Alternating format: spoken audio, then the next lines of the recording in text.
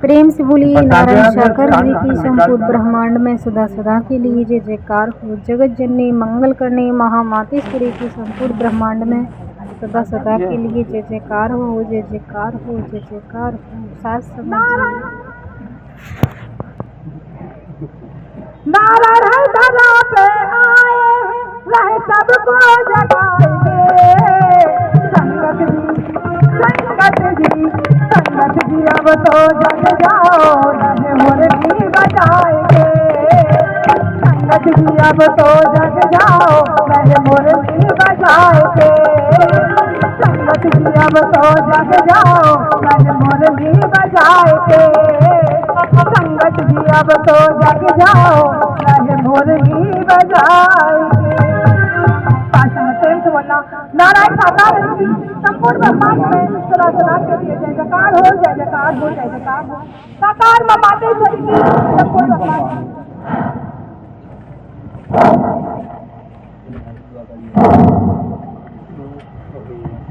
अब क्यों खड़ी हैं आप वहां पर? माहौल खराब कर रखा है लुटेरों ने, धन के लालचियों ने, अहम घमंडियों ने। इसीलिए हम उत्तर प्रदेश में आना पसंद नहीं करते। जिसे देखो वही घमंडी, कोई अपनी जिम्मेदारी निभाने को तैयार नहीं है। आयोजन लेते के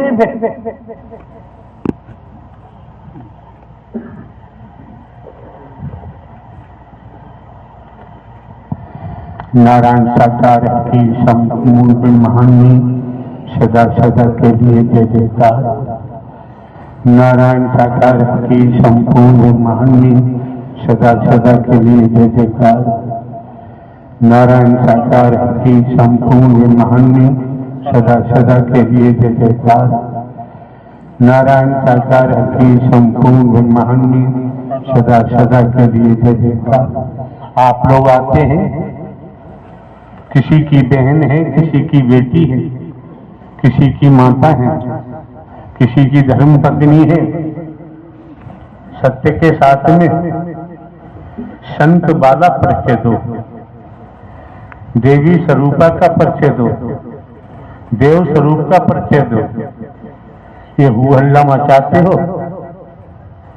अच्छी बात नहीं।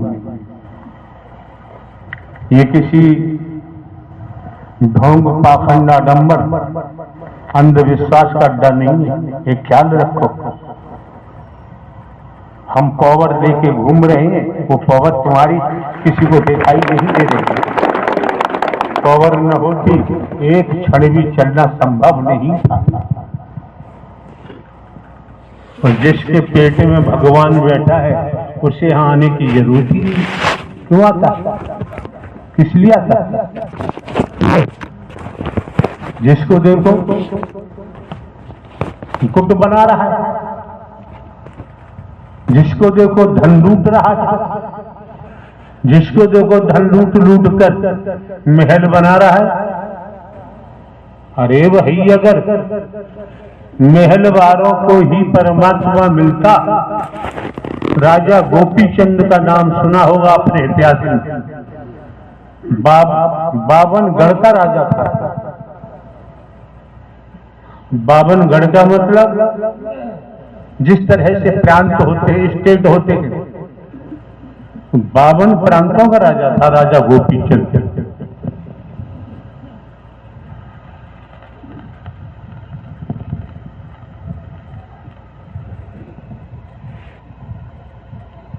चोरों ने चोरी की, समझो जरा। आए हो तो जीवन के क्षण बेकार बर्बाद मत करो। जहां आप चिपके हो, आज तक हमने किसी का घर परिवार नहीं छुड़वाया, किसी के बेटा बेटी नाती पोते हमने नहीं छुड़वाए, जमीन जायदाद खेती बाड़ी नौकरी व्यापार नहीं छुड़वाया है। हम जानते हैं कि ये छोड़ना हर किसी के बस की बात नहीं है। कोई परमात्मा का पुजारी ही छोड़ सकता है, कोई क्षत्रिय ही छोड़ सकता है। ये छोड़ना कायरों के बस की बात नहीं है। वेदों को, शास्त्रों को, पुराणों को, धर्म ग्रंथों को उठा के देख लीजिए।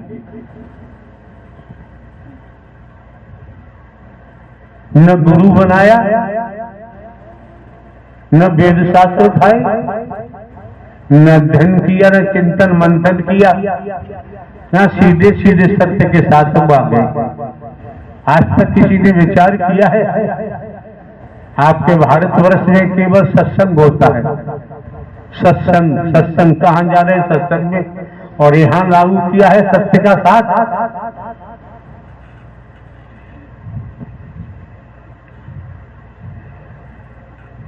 दूसरे क्या हो रहा है, क्या नहीं हो रहा है, यहाँ हम ढोंग पाखंड तो करते नहीं। यहाँ ढोंग पाखंड नहीं किया जाता, आडंबर नहीं किया जाता, अंधविश्वास नहीं बोया जाता, ढकोसला नहीं बोया जाता, वर्गवाद की दीवारें हम नहीं लगाते। और सत्य के साथ में जो वर्गवाद की दीवार लगाता है, जो जनता से हरि के नाम से धन बटोरता है, उन्हें तो किसी कल्प में छोड़ा ही नहीं जा सकता कि तुम पाप कमा रहे हैं, पाप कमा रहे हैं, पाप कमा रहे हैं। उठा लो वेदों को, शास्त्रों को, पुराणों को, वही तुम्हारे बच्चे सीख रहे हैं, वही तुम्हारी बहन बेटियां सीख रही हैं। तुम अपना तो सर्वनाश कर ही रहे हो। अनंत कालों तक इसी भवसागर में 84 लाख में जाना पड़ेगा। अपने बच्चों को भी यही सिखा रहे हो, बच्चे भी यही करेंगे। जो परिवार में होता है, माता पिता करते हैं, वही बच्चे करने लगते हैं। उनके भी जीवन में विष घोल रहे हो, नाश हो जाएगा, सर्वनाश हो जाएगा। क्यों? जिन्होंने हरिनारायण हरि परमात्मा ने ब्रह्मांड की रचना की है, कुछ भी छिपा हुआ नहीं। कर्म करने को दुनिया स्वतंत्र है, भोगने के लिए परतंत्र है। धन मिला हुआ, पद मिला हुआ है, धन है, पद है, शौहरत है, क्यों है? तपेश्वरी सो राजेश्वरी, राजेश्वरी सो नरकेश्वरी। अतीत कर्म से दुर्भाग्य बनता है, कर्म से सौभाग्य बनता है। हम भी लूट मार कर रहे होते, चंदा इकट्ठा कर रहे होते, दान पाप लगा रहे होते, ये भाषा निकलना संभव नहीं था हमारे मुख से।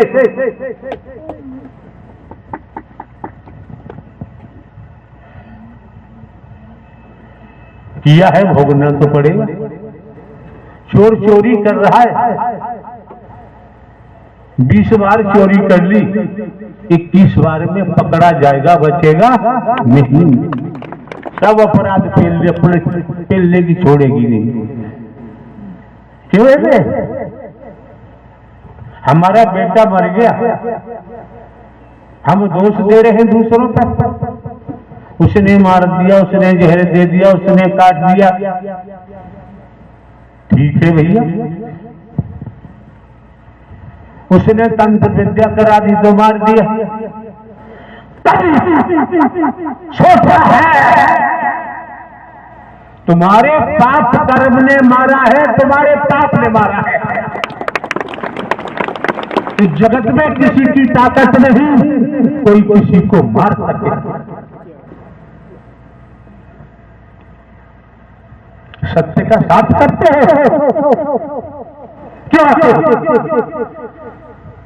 जब सुनते नहीं, समझते नहीं, तो आने की जरूरत नहीं। पाप पीछा नहीं छोड़ता है।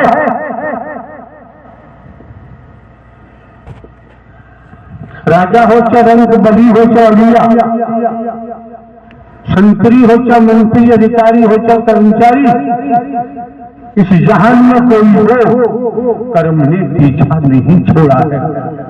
इस मुंह से सुना होगा अब पारों को भी कर्म फल भोगना पड़ता है। दावा करते हैं संत मत भेजे में मस्तक में जाता नहीं, अनगिनत बार कहा जाता है आप सही में निस्वार्थ प्रेम होना चाहिए। अगर स्वार्थी प्रेम है तो वो वासना बनेगा, विचार बनेगा।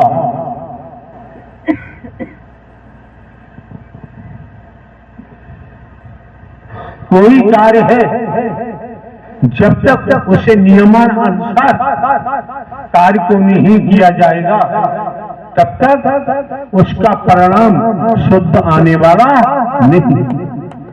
कोई सा काम देख लीजिए, स्टूडेंट देखे कॉलेज में, किसान देखे, व्यापारी देखे, नौकरी वाला देखे, का परमात्मा घास फूस से मिल जाती है और पेट में बैठे हैं जो सुना जाता है, जो पढ़ाया गया है हमारे अंदर बैठे हैं। तो बैठा हुआ अंदर वह घूस लेता है, रिश्वत चाहिए उसे। आप बताओ, तुम बताओ ईमानदारी से, जब तुम्हारे पेट में भगवान बैठा है तो भगवान को रिश्वत चाहिए? तब भगवान व्यभिचारी होता है, तब भगवती व्यभिचारिणी होती है।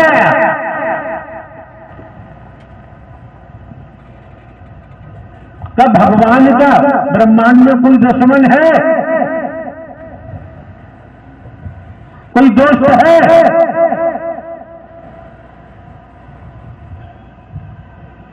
जब पेट में भगवान बैठा है किसकी निंदा कर रहे हो, किसकी चुगली कर रहे हो, किसे नीची ऊंची जाति में देख रहे हो? कबीरदास ने पहले ही कह दिया है, हम भी नेतर तुम भी नेतर, नेतर ही जग संसारा है। कहते कबीर सुनो भाई साधो, कौन नेतर से न्यारा है। सुबह शाम दिशा मैदान जाते हो, पक्के हो जाते हो और 24 घंटे पेट में जमादार बैठा रहता है, मेंतर बैठा रहता है। किस पे उन्हें उड़ा रहे? हम भी चमार तुम ही चमार, चमार ही जग संसारा है। और कहते कबीर सुनो भी साधो, कौन चमड़ी से न्यारा है? कोई बता दे बिना चमड़ी का हो। हम भी धोबी तुम भी धोबी, धोबी ही जग संसारा है। कहते कबीर सुनो भाई साधो, कौन धोबी से न्यारा है? अरे कुछ नहीं, अंडर बियर बनियान तो साफ कर ही लेते हो कि अपने बच्चों को नरक में ले जाना चाहते हो। स्टूडेंट हैं, छोटे बच्चे हैं, बहन बेटियां हैं, जब इनमें असत्य का संचार होगा, रोग का, विषैले लहू का, हलाहल का संचार होगा तुम्हारी भाषा के द्वारा, तुम्हारे कर्म के द्वारा, तो बेचारे ये भी नहीं निकलता, ये भी नहीं निकल पाएंगे। तोताराम हमारे पास आया, उसने कहा कि महाराज जी हमारा बेटा मर गया है। हमने ऊपर से नीचे तक उसे देखा, हमने कहा भाई हमसे क्या मतलब है, हमें क्यों बता रहा है, हमें बताने की क्या जरूरत है कि बड़े दुखी है। हमने कहा तू महादुखी होगा, तेरे महादुख को संसार में कोई हटा ही नहीं सकता। अगर तू दुख से महादुख से हटना चाहता है, एक पल सत्य का साथ कर ले, फिर मरने का दुख आएगा ही नहीं, आ ही नहीं सकता। मिथ्या नस्ल दुनिया में फंसे पड़े, महल बनाने से भगवान मिल जाता है। क्या है ये? क्या है?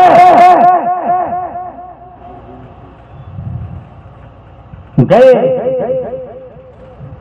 राजा गोपीचंद, बावनगढ़ का राजा,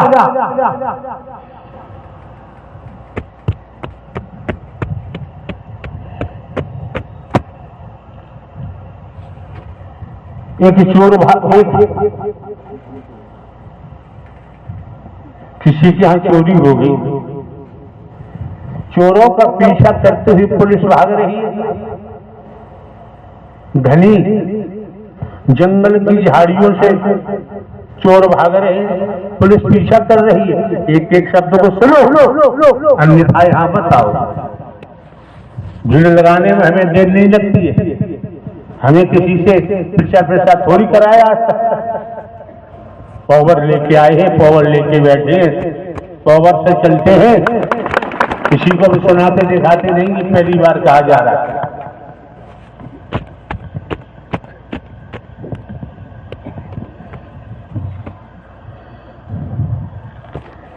निगाह इधर उधर ही पुलिस वालों की, चोर तो भागते आगे, उन्हें लगा कि माल झाड़ी में फेंक दिया। पुलिस वाले आते हैं झाड़ी के पास, झाड़ी में घुसे, भाई फकीर ध्यान में बैठा हुआ था परमात्मा को। पुलिस वालों ने वो पोटली उठाई जिसमें माल बंधा हुआ था और फकीर को पकड़ दिया, लेके चल दिए। कोई कर्म रहा होगा फकीर का, दुष्कर्म रहा होगा, क्या होता? ले जाकर राजा के दरबार में पेश किया, माल दिखाया मंत्री ने राजा को, इससे ये माल पकड़ा गया है। सब बड़े अकल वाले बैठे हैं ना, जिसको देखो बड़े बुद्धिमान बैठे हैं, बहुत बहुत बुद्धिमान बैठे हैं।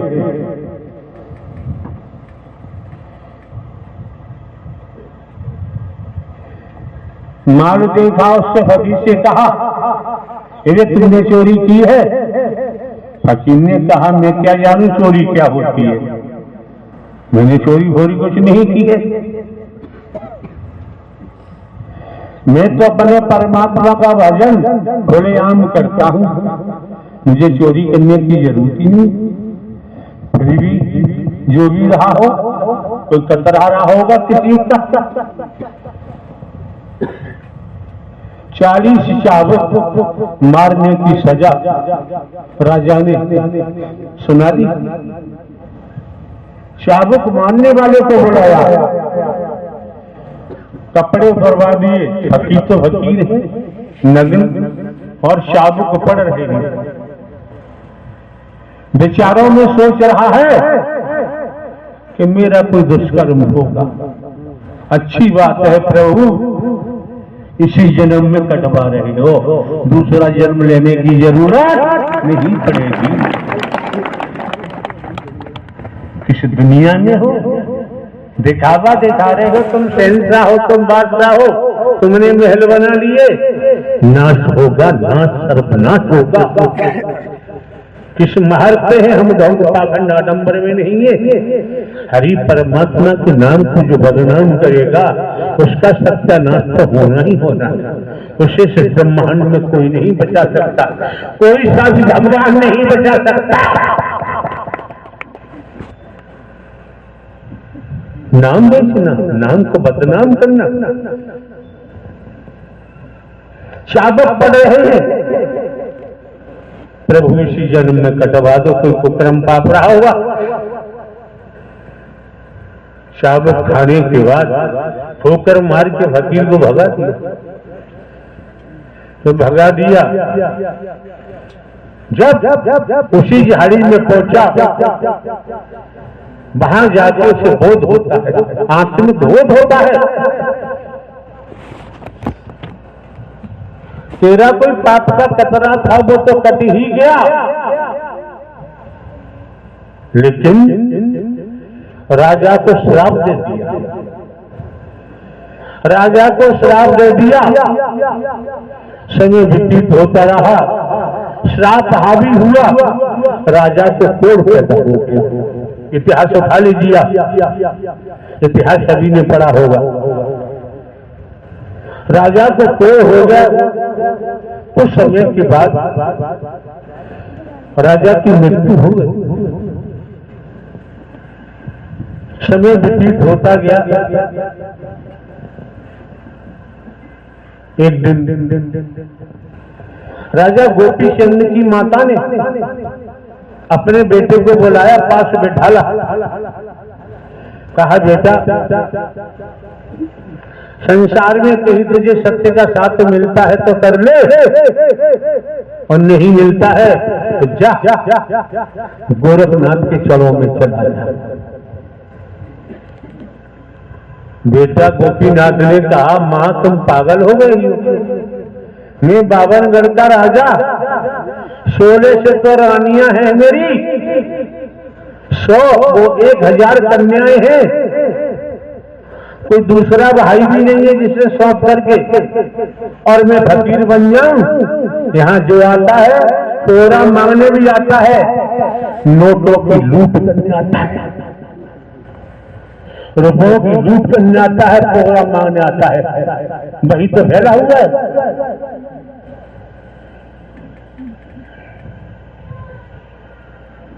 गोपीचंद की मां ने कहा मैं कहती हूँ योग धारण कर।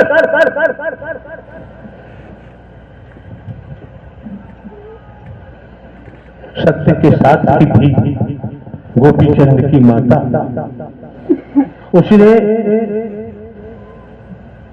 उड़द की दाल को पिसवाया, उड़द की दाल को पिसवा कर और गोपीचंद का पुतला बनवाया। जब गोपीचंद का पुतला बनवाया, जब सूख गया, तब माता ने कहा, गोपीचंद की माता ने, इस पुतले को ले जा और फकीर झाड़ी में बैठा हुआ है, उसने श्राप दिया है, वो श्राप पूरा होगा। श्राप दिया है, पूरे परिवार का नाश होगा, सत्यानाश होगा। कि रुपया पैसा लेकर के किसकी आत्मा को दुखी कर रहा है? किसको दुखी कर रही हो? कौन से कोने में परमात्मा रहता है, कौन सी दुनिया में रहता है? कहा अपने पुतला में तेरा, मैंने जो उड़द की दाल का पुतला बनाया है, इसे ले जाकर, इस समय समाधि में है फकीर, आंखें बंद है, कुछ दूरी पर अपने पैर मिट्टी में गाड़ देना, पुतला खड़ा हो जाएगा और तू छिप जाना दूसरी साइड में।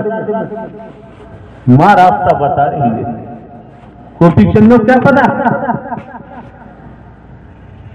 पुतला ले जाता है अपना,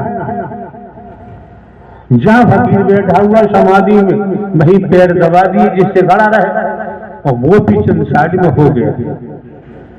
जैसे ही समाधि टूटी, गोपीचंद जैसी समाधि टूटी फकीर की, और सीधे निगाह पुतला पे पड़ी, जैसी आंखों में से अग्नि निकली और पुतला जल के राख हो गया। क्या हमको बेवकूफ समझ रहे हैं आप लोग?